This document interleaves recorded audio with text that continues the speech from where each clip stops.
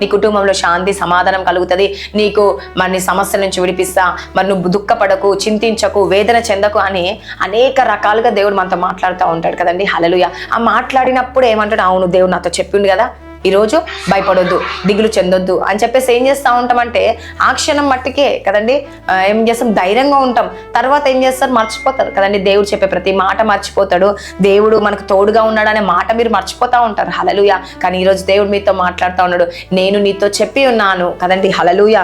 ఏమంటుండు, నేను నీతో చెప్పి ఉన్నాను, నీకు తోడై ఉన్నాను కదండి. నువ్వు శ్రమలో ఉన్నావా, బాధలో ఉన్నావా, దుఃఖంలో ఉన్నావా, అప్పుల్లో ఉన్నావా, రోగంలో ఉన్నావా, లేకపోతే దుఃఖపడుతూ వేదన చెందుతూ నీ హృదయం కృంగిపోయి ఉందా, అవమాన పాలై ఉన్నావా, లేకపోతే ఎవరు నిన్ను హింసిస్తున్నారు, నిన్ను దుఃఖ పెడుతున్నారు, నిన్ను ఆవేదన చెందిస్తున్నారేమో, లేకపోతే నువ్వు శ్రమల పాలవుతున్నావేమో, లేకపోతే అప్పుల పాలైపోయినావో, మద్యానికి బానిస అయిపోయావో, తాగుడికి ఇలా అనేక రకాలుగా నువ్వు ఉన్నావేమో ఈరోజు. హల్లెలూయా. కానీ దేవుడు ఈరోజు ఏమంటే నేను అన్ని